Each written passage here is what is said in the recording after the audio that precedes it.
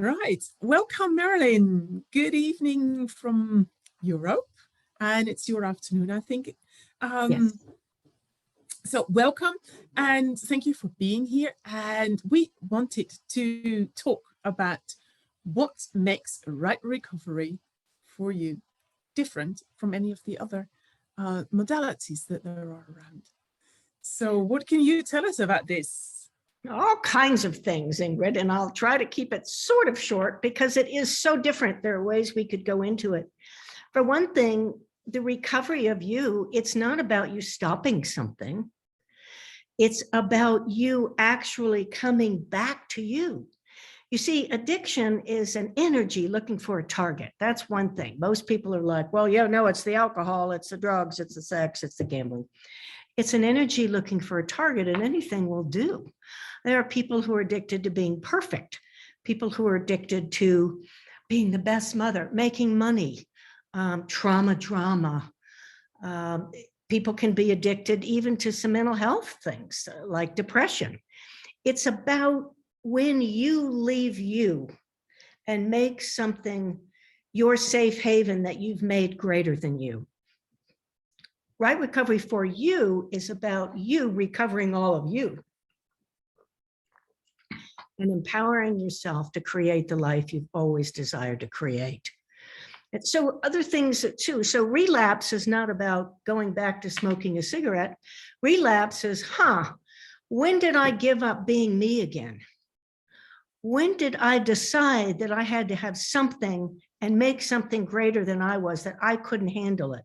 Now that sounds simple, and it is in a lot of ways. And it's also, it is a bit of a process for many people, depending on what's going on, because we've taken these things as identities. I'm perfect. I'm the good wife or the good husband. We've created images in a lot of these things that we then even end up believing that are us, and they're not us. Or people are even like, yeah, I'm an alcoholic, I'm a drug addict. Well, what I always say to people, don't identify yourself with a behavior. If you find that you've been overeating and you've decided you have an addiction to food, don't say I'm an overeater, because then you have to act it out. What you can say is, currently, I'm eating more food than I would like and that my body really wants, but I'm beginning to make changes, and I'm going to keep making changes. Can you see the difference between those two? So a lot of what we do with right recovery is to look at all the ways we're stopping ourselves and know that we don't have to do it that way anymore. And things that I found, this whole thing of once an addict, always an addict, that's not true. None of that's true. But if you're buying into what all the experts say, and the experts will give you answers, you need to do these steps, you need to do this, you're powerless. Right recovery for you, which is based on the Access Consciousness tools, only has questions for you. So what's working for you here? What's not working? What would you like to be and do and change? And that is really probably one of the greatest differences between right recovery for you and other treatment modalities is, I'm no expert. I'm just a great question asker. And yes, I've been doing this for a long, long time, which gives me a little bit of background to know, which questions to ask. But it is all, you're not powerless. Let me just say that. It is all about empowering you to know what's right for you, know what you know, and choose whatever's going to work for you. I don't have an agenda. So that's a lot of it. Yeah, and there's for me, being well, I consider myself to be a lucky one to have taken so many classes with you already. For me, what struck me as well is that something that makes right recovery different from anything else is that you're actually looking at the whole picture. Because the person that comes in and will talk to you, because you're a psychotherapist, and so if somebody comes to you and says, hey, I have whatever it is that they're dealing with, I know from you that you're actually looking at what's behind it. And in your book, you will call this the identified patient. Yes. And this was something for me that I was like, yes, this is so true for me, because it is not the one person that is the addict of whatever it is, or has the behavior, or takes the substances. It is the whole picture that counts, because it's always, if you look at a hospital and see how many people come in there for operations, and after the operation, most of them will get morphine. But the people who come out of the hospital are not immediately addicted. Right. So it's not the one-time use that makes you an addict, which is the same. If you can do one thing perfect, it doesn't make you perfectionist. But it's what happens around you, what makes you choose this behavior. And that was one of the things that for me jumped out when I was taking these classes, that's always what you're looking at as well.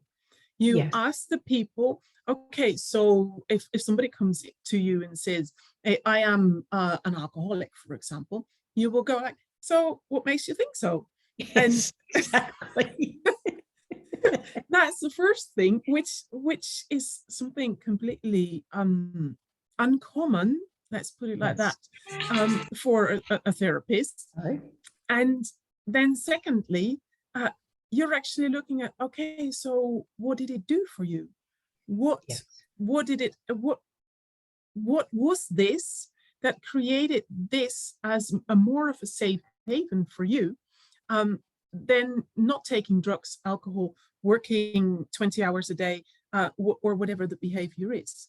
And I'm going to And jump in right there because that's so crucial. I'm glad you brought it up. Addictions start essentially in childhood because you are asked to fit into a system, family system, political system, church system, school system, military cultural system, that has nothing to do with you and nothing to do with the different that you are. And it's very, very rare for children to actually be acknowledged for the being that they are. Oh, you like this, not this. Oh, you want to do this, not this. It's like, as a Maxwell, this is how we do it.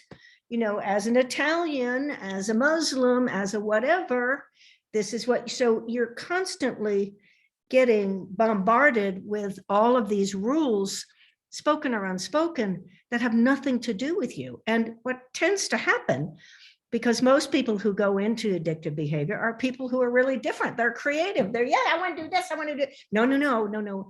What happens is we begin to doubt ourselves and cut off parts and pieces of ourselves and look for some way to fit in and not be so different. But what we're actually doing is damaging our being, or at least cutting it off. You can't absolutely damage your being. It's still there hiding, waiting for you to go, yes, I want that. I'm going to be who I be.